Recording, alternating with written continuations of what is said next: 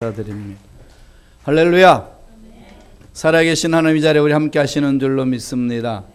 우리 옆에 있는 사람 손을 꼭 잡고 따뜻한 눈빛 보내면서 축복합니다. 예수님 이름으로 사랑합니다. 한 번 더 축복하지요. 이 아침에 좋은 일이 있습니다.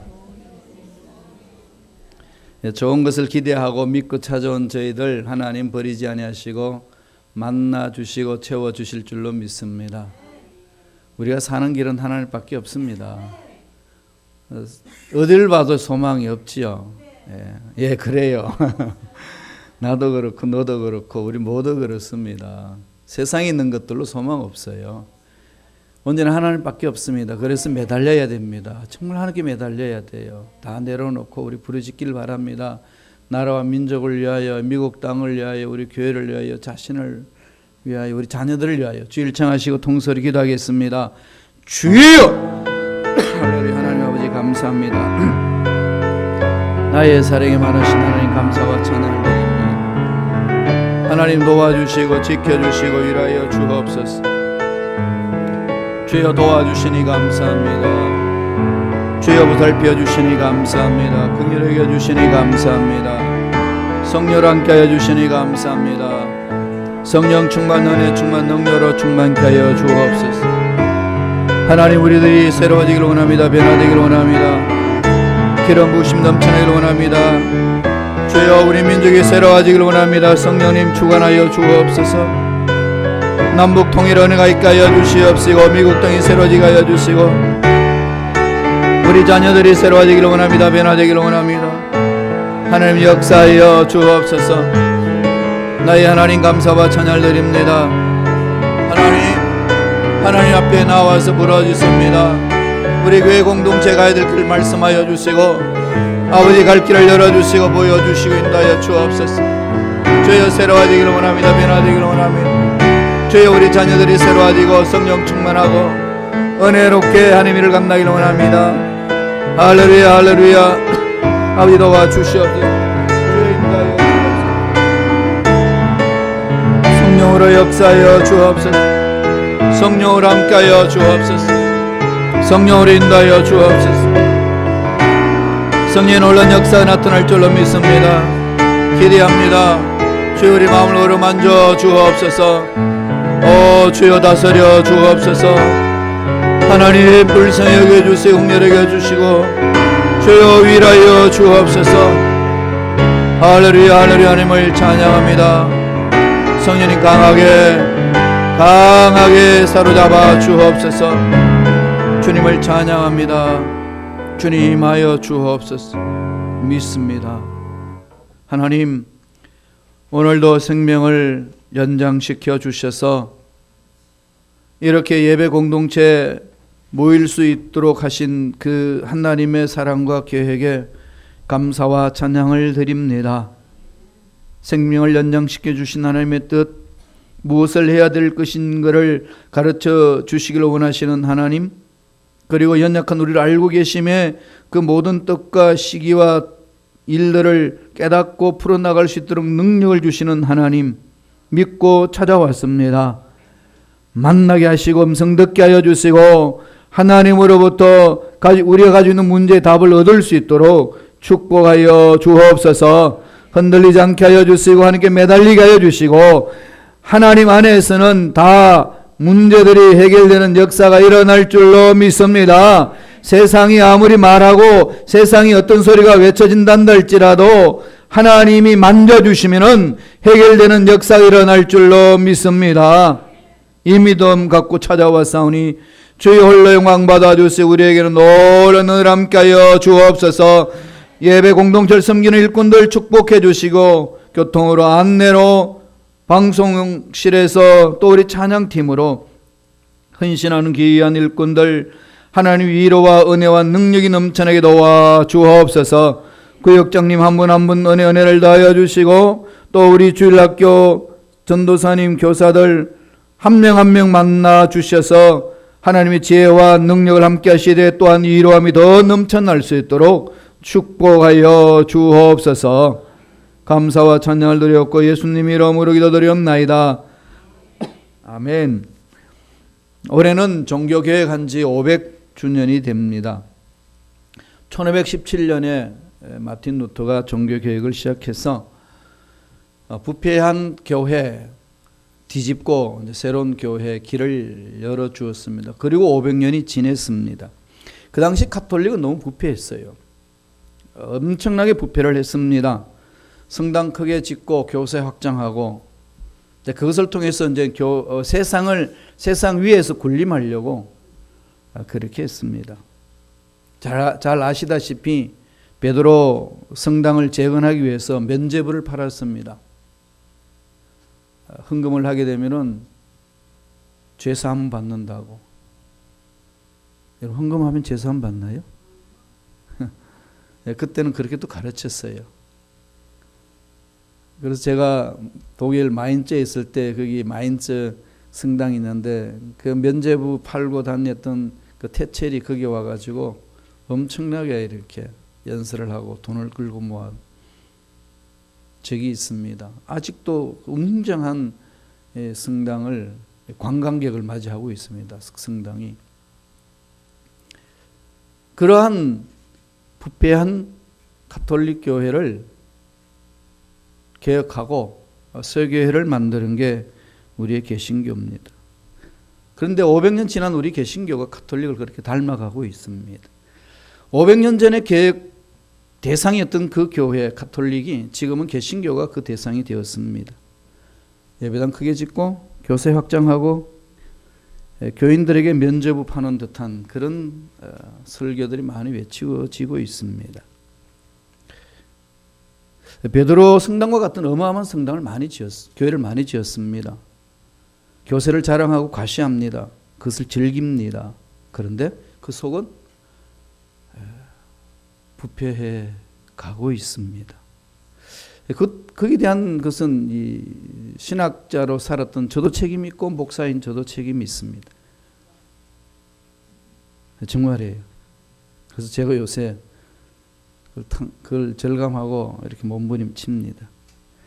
가만히 이렇게 파헤쳐 보니까 세상적인 탐욕을 놓치지 않으려고 얼마나 집착하는지 모릅니다. 그게 한 대표적인 예가 교회의 세습입니다. 자식들한테 물려주고 싶은 거죠. 왜 물려주고 싶을까요?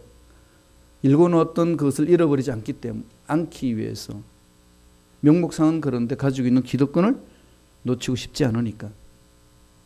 하나님 앞에 신실한 종으로 서 있는 사람들을 통하여서 공동체를 끌어가겠다. 말은 그럴듯한데 자식들에게 넘기면서 그렇게 세습을 해나가고 있는 게 오늘날 교회의 모습이고 지금 한국은 그것 때문에 아우성이 있습니다. 교인들은 어떤가요? 직분 받으려고 얼마나 몸부림치는지 모릅니다. 아름다운 거예요. 직분은 여러분 교회 아름다운 겁니다. 그런데 그게 책임을 져야 되는데 계급화 되어버렸습니다. 기득권이 되어버렸습니다. 심각한 거죠. 우리 초대 교회, 초대 한국 교회는 그랬을까요? 아닙니다. 장로, 권사, 안수, 집사 그랬으면요 존경의 대상이었습니다. 그들은 거짓말하지 않았어요. 모함하지 않습니다. 욕하지 않았습니다. 그리고 한국교회, 초대교회 한국교회는요 예배당부터 짓지 않았습니다. 나라를 사랑했고 이웃을 사랑했고 민족을 사랑했고 가난한 자들을 먼저 돌봤습니다. 학교를 짓고 병원을 짓고 그렇게 섬길 줄 알았던 교회였습니다. 나라의 빚부터 갚으려고 몸부림쳤던 것이 교회였습니다. 그래서 한국 초대교회는요 온 백성들한테 칭찬을 들었고 존경을 받았습니다. 제가 막 몸부림치다가 그 초대교회 교회 역사를 보고 너무 감동을 많이 받아서 그렇지 종으로 헌신하는 것은 이런 삶이야. 이런 매력으로 공동체 속에 들어와서 헌신하고 지금도 그렇게 살려고 몸부림을 칩니다. 그런데 지금은 그때 모습과 너무 다릅니다. 이 문제를 이제 파헤치면서 오늘날 왜 이렇게 됐을까? 목사를 비롯하여서 왜 우리 장로님들이, 왜 권사님들이, 우리 안수집사님들이, 집사님들이 왜 말씀하고 삶이 다를까? 이 부분이 몸부림인 거죠. 무엇 때문인 것 같아요? 왜 우리는 이런 문제에 이렇게 전능하신 야훼 하나님을 믿고 있는데 왜 이 부분이 다를까요? 모여서 이야기하는 것하고 뒤에서 얘기하는 거 다릅니다. 그래서 오늘날 그리스도인 그러면은 한 번 더 본대요. 또 꼭 범죄자 보듯이 얘가 또 무슨 거짓말 하나. 이런 부분을 그냥 그렇지 뭐 그렇게 넘어갈 수 없는 상황 아니겠습니까? 참 몸부림치면서 왜 우리가 이렇게 비판과 비난과 조롱의 대상이 되었는가? 교회 공동체 내에서 중직자들이 조금만 손해보면 참아내지 못하는, 오히려 다 내놓을 줄 알고 또 헌신할 줄 알아야 되는데 그 참아낼 줄 못하는 그런 속 좁은 마음들이 왜 이렇게 생겼을까? 우주 만물을 창조하신 하나님이 있는데 그게 뭐가 문제인가? 왜 그렇게 된 것 같아요? 오늘 성경에서 그것을 우리에게 가르쳐 줍니다. 가장 근본적인 문제죠. 그래서 지금 몸부림치면서 하는 게 기도하는 내용이 그럼 하나님 어떻게 해야 됩니까? 저로서는 도저히 감당 못하겠습니다. 저를 부르실 때는 또 저를 이 자리에 세우셨을 때는 하나님 하실 일이 있지 않겠습니까? 그 구체적으로 저에게 말씀 안 해주시면 전 못합니다. 이건 그저 그냥 이렇게 하나님 앞에 땡깡 부른 수준이 아니라 좀 심각한 제 실존의 고민입니다. 털어놓는 거죠. 어떻게 해야 합니까? 그리고 하나님이 저에게 주신 그 말씀은요, 원점으로 가라는 거예요. 처음부터 시작해라. 처음부터 시작하는 길이 뭐겠어요? 주님이 오셔서 제일 먼저 뭐라고 말씀하셨나요? 회개하라? 천국에 가까웠다. 하나님 나라는 회개에서부터 출발하거든요. 그럼 회개는 어디서부터 출발해야 되나요? 죄를 인식하는 데부터 출발합니다. 죄를 아는 거죠.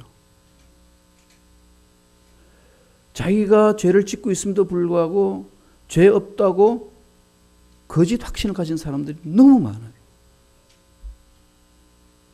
이런 부분에 저도 자유하지 않는 거죠. 오늘 기독교 공동체가 하나님 은혜 안에서 올바로 서보겠다고 500년 동안 해왔던 공동체가 지금 세상의 지탄을 받고 있는 이유는 딱 한 가지입니다. 죄와 싸우지 않는다는 거죠. 죄와 싸우지 않는 교회, 죄와 싸우지 않는 성도, 이게 문제죠. 여러분, 성도는요, 잘 싸워야 돼요. 싸움질 잘해야 됩니다. 그 싸움질을 잘 하는 것처럼 보일 때 있어요. 자기들끼리 치고받고 싸우죠. 대상이 누구냐는 거죠. 성도들이 싸워야 될 대상이 누굴까요? 죄입니다. 죄와 싸워야 돼요. 죄와 싸우지 아니하고 사람들과 싸우기 때문에 문제가 되는 거죠. 그러니까 내 뜻이 안 맞으면 비난과 비판과 욕설이 그냥 외쳐나오는 우리 교회 공동체의 현실의 문제. 하나님 보시기 한탄하신다는 거죠. 이게 난무하고 있는 이상은 교회 회복되지 않습니다. 그럼 어떻게 싸워야 될까요? 오늘 본문에서 잘 말씀하고 있습니다. 오늘 본문 말씀을 하나씩 하나씩 우리 살펴보면서 그 비밀을 한번 풀어보기를 원합니다. 죄와 싸우는 방법을 가르쳐 주셨거든요. 첫째로, 제일 먼저 우리 죄와 싸우는 그리스도인들의 자세는요, 죄에 대하여 이미 죽었다는 사실을 알라는 겁니다. 죄에 대해서 죽었어요.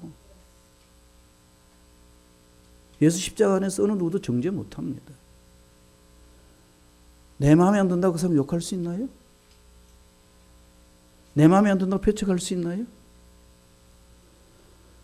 그건 그리스도인이 아니라는 거죠.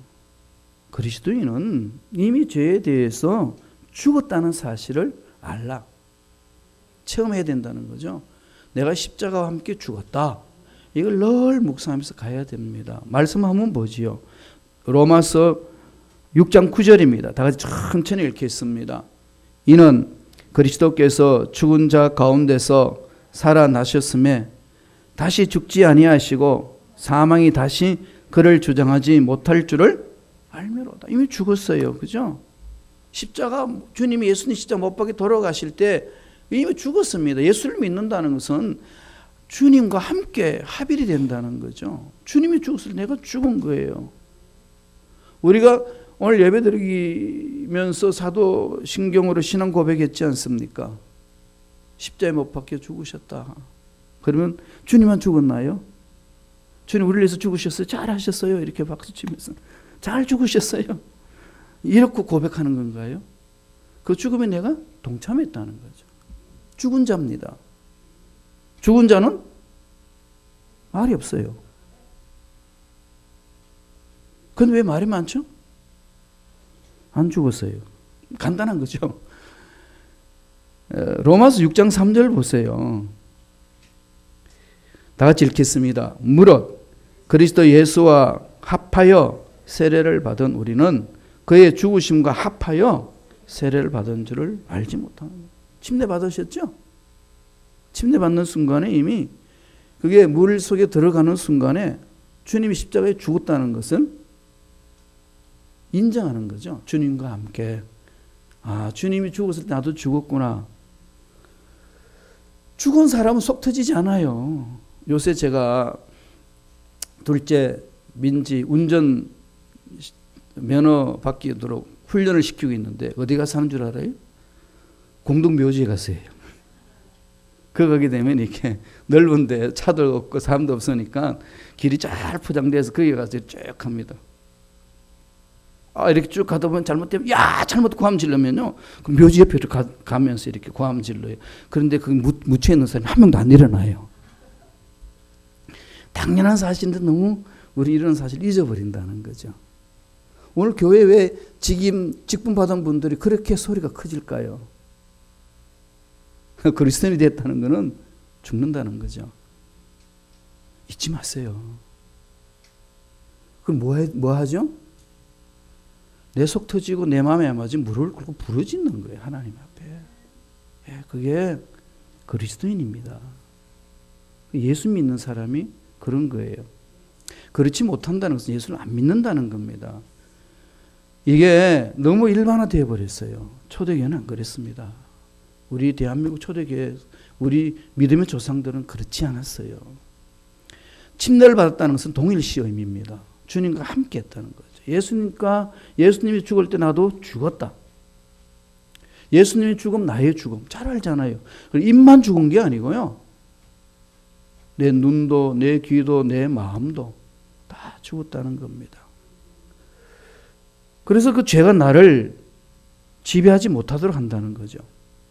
죄와 싸운다는 것은 가장 근본적으로 내가 십자가에 죽었다는 사실을 아는 데서부터 출발합니다. 이게 여러분 흐리멍텅 넘어가면요. 30년, 40년, 아니 목사, 장로, 안수집사, 권사 직분 받아도요. 그거 모르는 사람들 많아요. 여러분 그거 체험 많이 하지 않나요? 이건 좀 심각하게 여러분, 저와 여러분들이 고민해야 됩니다. 근데 계속해서 이렇게 안 되는 것은 그걸 모른다는 거죠. 그 모르기 때문에 그렇습니다. 그 사실 너무 잊어버린다는 거죠. 2차 세계대전 끝났을 때에 필리핀 섬들이 정글로 이렇게 많이 있잖아요.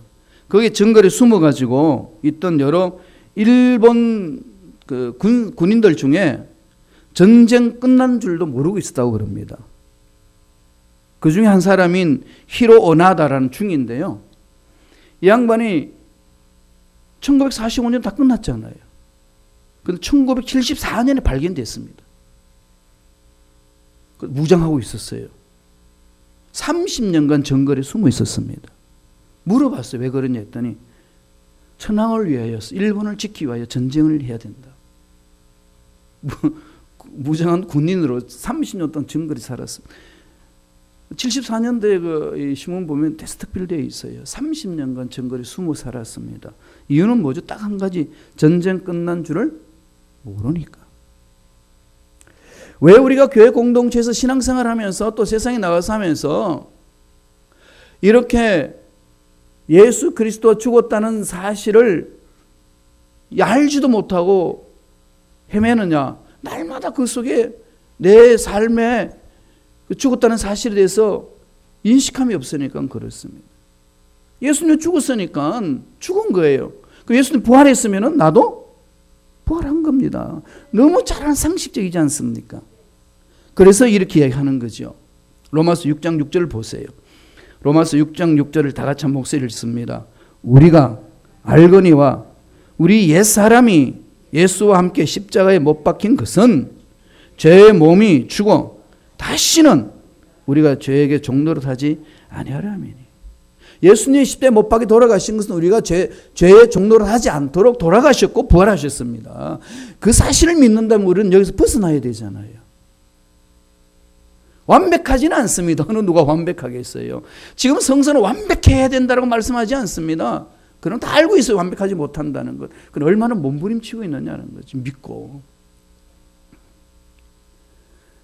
이게 가장 기본적인 겁니다. 죄와 싸우는 법은 여기서부터 출발합니다. 이걸 모르면은요, 죄와 못 싸웁니다. 다 지는 거죠.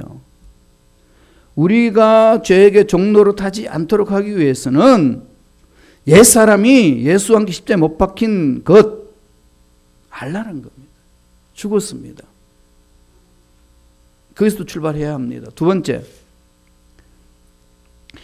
죄와 싸우는 법은 뭐라고 얘기하냐면은 죄에 대하여 죽은 자로 아는 걸로 끝나는 것이 아니라 여겨라. 이건 조금 더 다음 단계로 넘어가는 거죠. 알고 나면은 내 삶에 적용시키라는 겁니다. 내 삶에 적용시키는 거죠. 6장 11절에 그렇게 말하고 있습니다. 다 같이 한번 읽어볼까요? 로마서 6장 11절 천천히 읽습니다. 이와 같이 너희도 너희 자신을 죄에 대하여는 죽은 자요 그리스도 예수 안에서 하나님께 대하여는 살아있는 자로 여길지어다. 여긴다 이 말은 회개하기 위해서 사용하는 말입니다. 계산한다 이거예요. 계산 어떻게 해야 되죠? 정확하게 해야 되는 거죠. 정확하게 합니다. 우리 교회의 재정 부장님도 정확하게 계산하잖아요. 우리 교회 공인회계에서 임광택 집사님 사무실에 가면 정확하게 그냥 1센트도 그냥 놓치지 않게끔 정확하게 계산하잖아요.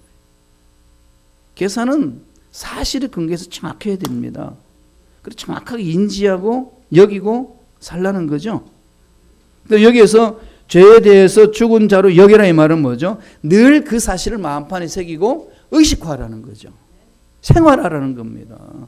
생활하는 거죠. 뭔가 살아나려고 그러면 내 의식에서 외쳐야 되는 거죠. 죽었어 너는. 죄는 예수간 죽은 거야. 넌 날 지배하면 안 돼. 넌 죽은 거야. 늘 의식화하고 생활한다는 겁니다. 그런데 이거를 인정하지도 않고 여기지 않으면 실패하는 거죠. 그러니까 이게 믿는 척하지만은 안 믿는다는 거죠. 침례식, 다시 말씀드리면 침례를 받는다, 물에 들어간다 이 말은 장례식을 말하거든요. 죽었다는 거, 예수 안에서 죽은 것을 확인하는 겁니다. 물속에 들어갈 때 이미 예수님과 함께 죽었습니다. 물에서 나오는 순간에 이미 살아났습니다. 부활한 겁니다. 부활 예식이거든요. 그러니까 물 침례를 받는 것은 이례적인 사건이지만 우리 신앙생활은 날마다 이거를 내가 생각하고 의식하고 체험하면서 가는 겁니다. 이 훈련해야 되는 거죠. 이 부분을 우리가 놓치면은 자꾸 이중화가 됩니다. 그러니까 늘 깨달으세요. 나는 죄에 인해서 죽었다. 나는 예수님과 함께 부활해서 새 생명을 얻었다. 나는 완전히 새로운 존재다. 새 존재는 거짓말하지 않는다. 새 존재는 더러운 하지 않는다. 새 존재는 뒤에 가서 딴소리하지 않는다. 욕하지 않는다. 모함하지 않는다. 이런 걸 자꾸 이렇게 의식해야 됩니다. 그러면 세상 사람들이 다르게 보는 거죠. 역시 그리스도는 달라. 그래서 신용할 때도 이 사람 믿을만해. 왜냐하면 그리스도인이기 때문에 믿을만해. 이 소리 들을 수 있어야 되잖아요. 회복해야 됩니다. 그런데 이게요, 허공 떠돌아다니는 소리가 아니고요, 대한민국 초대교회는 이런 일이 있었습니다. 늘 제가 말씀드렸지만은 일본 순사들이 예수 믿는, 한국 사람들이 예수 믿는 정직성을 인정을 해줬어요. 천황한테 보고해 나갈 때에 취조학에서 기독교인이 취조받으면요, 그 딱 토시를 단대요. 이 사람 말은 정확히 믿을 수 있습니다. 왜냐하면은 예수 믿는 사람이기 때문에 그렇습니다. 여러분, 천황한테 공식적으로 보고하는 내용의 순서가 그렇습니다. 이렇게 존귀함이 있었어요. 그리스도인은. 이게 그리스도인이죠. 우주 만물을 창조하신 전능자 야훼 하나님의 생명을 가진 자의 특권 아니겠습니까? 이 자존감을 잃어버려서는 안 됩니다. 그래서 자꾸 죄가 나를 쳐올 때는요, 넌 죽은 거야. 자꾸 짓밟아야 돼요. 너는 죽은 거야. 그래서 사도 바울이 나는 날마다 죽노라. 날마다 죽는 연습하는 겁니다. 내가 살아있다고 외치는 게 기독교 신앙생활 아닙니다. 교회에서요, 내가 살아있다고 외치는 것이 교회 공동체 생활 아닙니다. 날마다 죽노라. 죽는 자는 유혹받지 않고 욕심내지도 않습니다. 분노하지도 않습니다. 두려워하지 않습니다. 넌 죽어서 외치는데 두려울 게 뭐가 있겠습니까? 이런 자 세상이 감당 못합니다. 옛사람이 날마다 죽었다는 것 인지하시고 의식화하시고 생활하심으로 죄와 싸움에서 승리하시기를 바랍니다. 세 번째로 지체를 하나님께 드리라는 거죠. 죄로 죽어서 이 병들었던 우리의 육체 예수님이 십자가로 인해서 회복됐습니다. 죄책감이 씻김 받았어요. 과거 일 다 지나간 겁니다. 새 존재가 됐어요. 그럼 새 존재는 어떻게 되죠? 새롭게 살아야지요. 새롭게 산다는 의미가 뭘까요?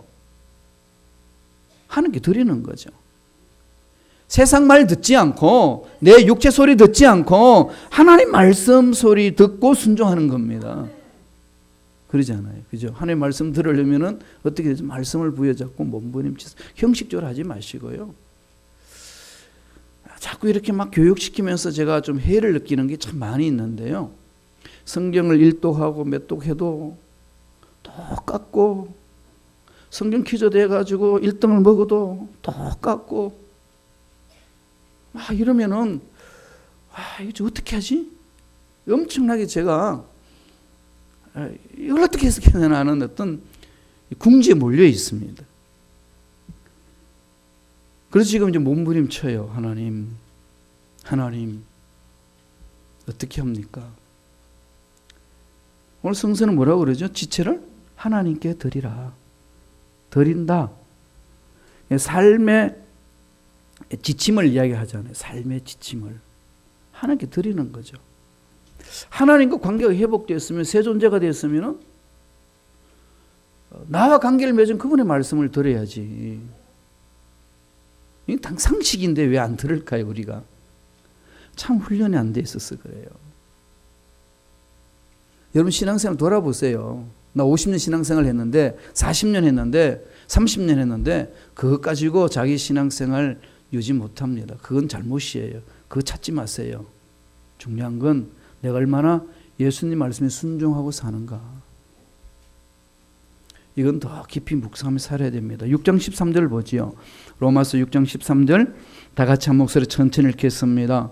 또한 너희 지체를 불의의 무기로 죄에게 내주지 말고 오직 너희 자신을 죽은 자 가운데서 다시 살아난 자 같이 하나님께 드리며 너희 지체를 의의 무기로 하나님께 드리라. 지체를 불의의 무기로 죄에게 내주지 말라는 거. 지체란 게 뭐죠? 눈, 귀, 다음에 입술, 마음, 손발 다 하잖아요.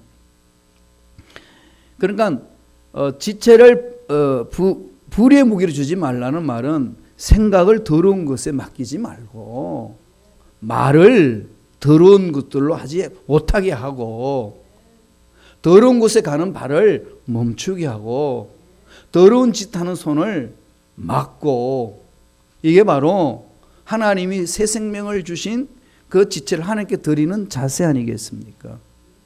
여기에서 이걸 가지고 목숨 바쳐 싸워야 되는데 이런 걸 안 싸우고 옆에 있는 사람과 싸우려고 그러죠. 아니 목사하고 싸우려고 그러든지 아닌가요?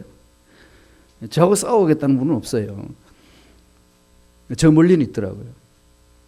이게 우리 신앙생활이 잘못됐다는 거죠. 뭐 교회는 그런 건 뭐 다 그런 건데 목사님 뭘 그걸 가지고 또 이렇게 다 아는 얘기를 가지고 꼬집어서 이야기한다. 그냥 속 뒤집어지게. 그러시겠어요? 이건 좀 심각하게 생각해야 된다는 거죠. 왜냐하면 제가 좀 심각해졌기 때문에. 이 부분 우리가 좀 다시금 한번 점검하고 가야 되겠습니다. 몸이 죄 짓는 일에 쓰여지면은 죄의 도구가 되고요. 의로운 일에 쓰여지면은 의의 도구가 됩니다. 단순한 진리예요. 하나님이 독생자 예수를 내어주기까지 하시면서 살려주신 것은 우리 온몸 전체가 의의 무기가 되도록 하기 위함입니다.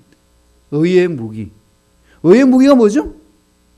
어려운 걸 볼 줄 알고 주님이 십자가에 매달린 것을 마음을 열어놓고 사람을 바라볼 때 눈을 흘기면서 보지 않고 따뜻한 눈빛으로 보고 말을 해도 따뜻한 말을 이렇게 해주고 용기를 던져주고 함께 가자고 서로 을사안고 앞으로 미래가 까마득하지만은 하나님이 함께 하시면 미래도 풀어집니다.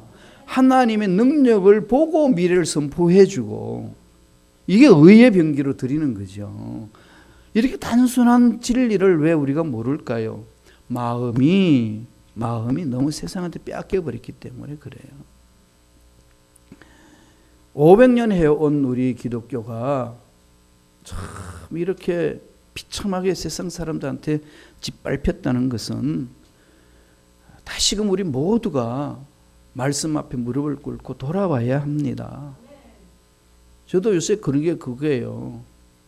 무엇 때문에 총회가 필요하고 무엇 때문에 대형 교회가 필요하고 무엇을 위해서 이렇게 교회 와서 열심히 싸우면서 교회를 부흥시키려고 그러냐. 목적이 뭐냐. 기도할 때마다 제 가슴을 치는 내면의 소리입니다.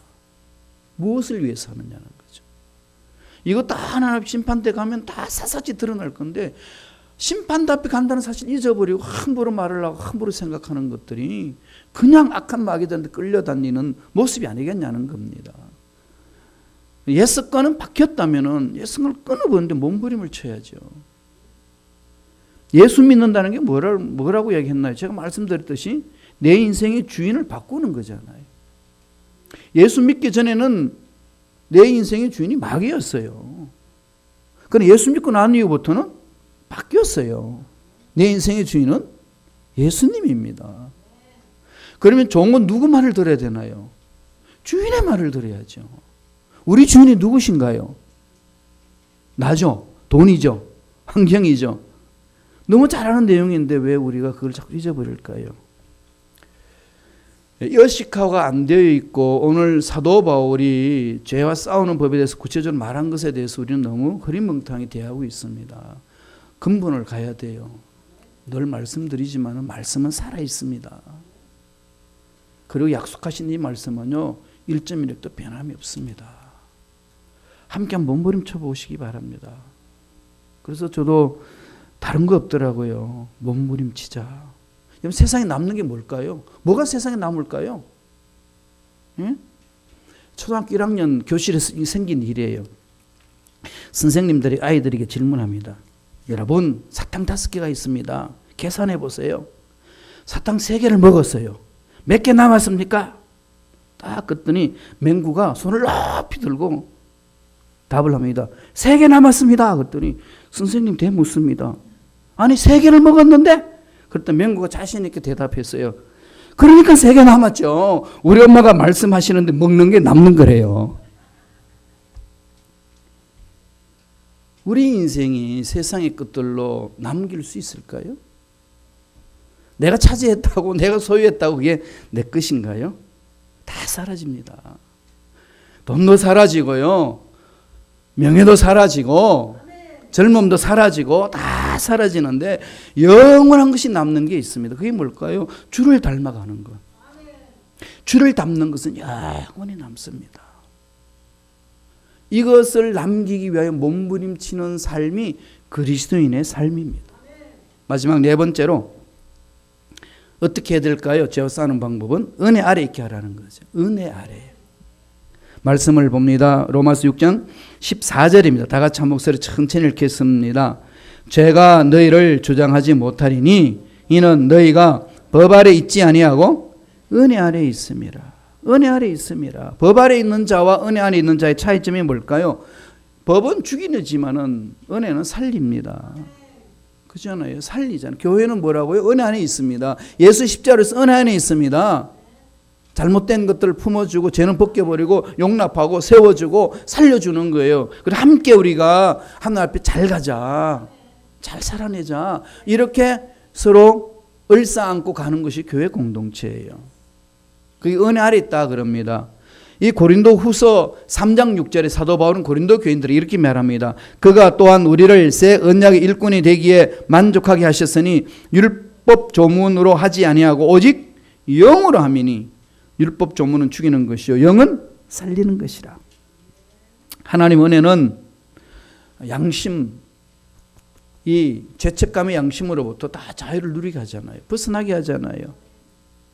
하나님이 만들어 주시니까요. 하나님이 강력한 능력을 붙들어 주시거든요. 은혜 아래 있는 사람이란 하나님의 은혜를 체험한 사람. 늘 은혜구나. 내가 나 된 것은 은혜구나. 감격하는 거죠. 예. 그래서 우리 그리스도인들은 원수를 내 몸같이 사랑할 수 있는 게 그게 근거하기 때문에 그렇습니다. 오를 가자 그러면 심리까지 가질 수 있는 능력이 거기서 근거해서 가는 겁니다. 모함을 받아도 용서할 수 있는 힘은 거기서 나오는 거죠. 이게 그리스도인의 삶이라고 하는 거 아니겠습니까? 이렇게 살면서 몸부림칠 때 옆에 있는 예수를 알지 못하는 사람에게 예수님을 전하면요, 호기심을 갖습니다. 네가 믿는 예수, 그분이 누구야? 내가 전하는 예수에 대해서 호기심을 갖도록 만드는 게 저와 여러분의 신앙생활이잖아요. 전도회도 왜 잘 안 받느냐? 물론 진리를 몰라서 안 받는 게 있지만 우리가 너무 잘못해가지고 관심을 아예 끊어버릴 때가 많습니다. 지금 시카고에 있는 어느 교회든지 청소년들이 자꾸 이렇게 떨어져 나가잖아요. 이유가 뭐겠어요? 우리 어르신들한테 너무 실망해서 그래요. 그들이 직접 그럽니다. 한국 교회 싫어요, 그런 거지. 우리 엄마 아빠가 행하신 그 일을 보면은요, 싫어요, 전. 돌이켜야 되는 거죠. 실탄에 내버리면 되나요? 그래서 건면하는 거죠. 다시 만들어보자. 다시 시작하자. 하나님 살아계신다.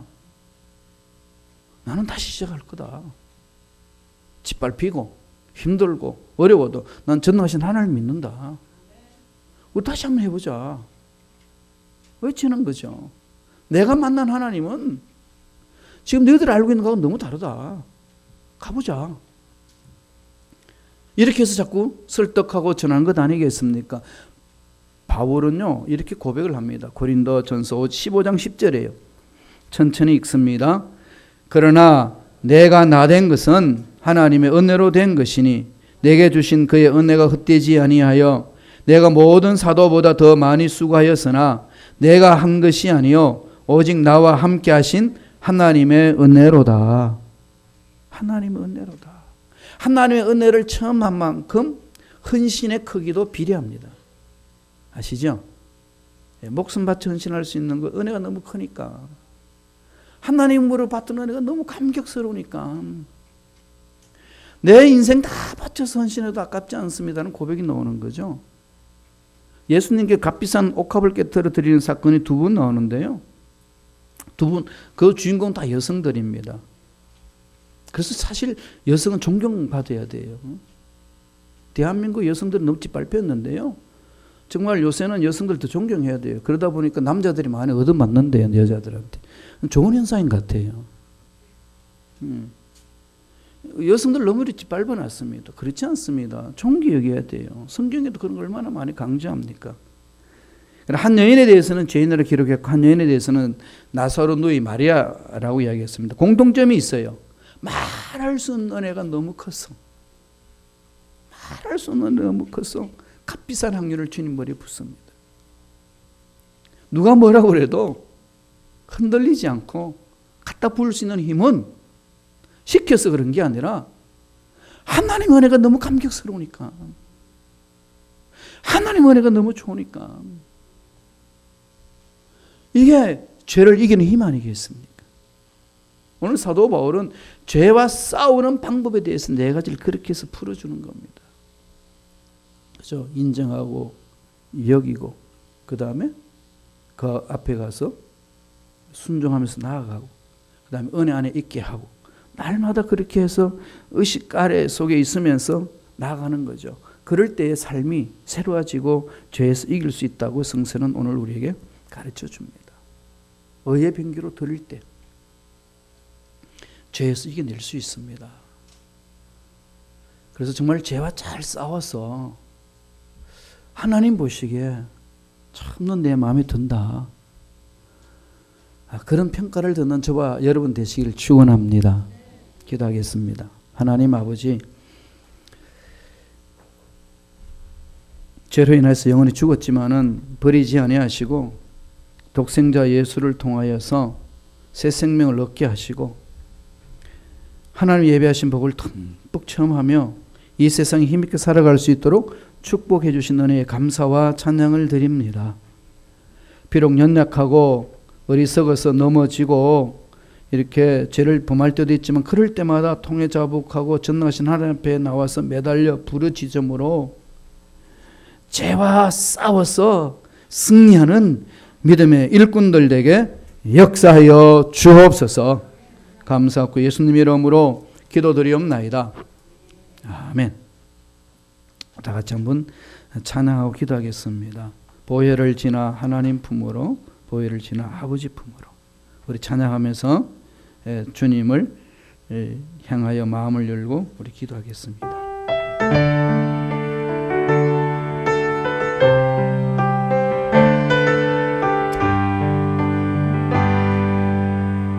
보혈을 지나 하나님 품으로, 보혈을 지나 아버지 품으로, 보혈을 지나, 보혈을 지나 하나님 품으로 걸음씩 나가네.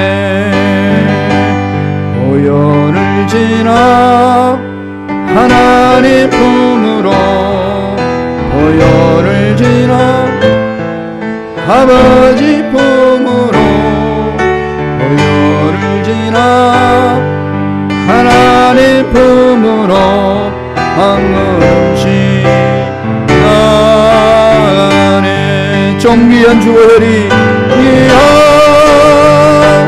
주 보혈이 내 영에 새롭게 하시네. 존귀한 주 보혈이, 존귀한 주 보혈이 내 영에 새롭게 하네. 존귀한 주 보혈이, 존귀한 주 보혈이 내 영에 새롭게 하시네. 존귀한 주 보혈이 내 영에 새롭게 하네. 존귀한 주 보혈이, 존귀한 주 보혈이 내 영에 새롭게 하시네. 존귀한 주 보혈이 내 영에 새롭게 하네. 십자를 바라보면서 한번 기도하겠습니다. 하나님, 죄와 싸우되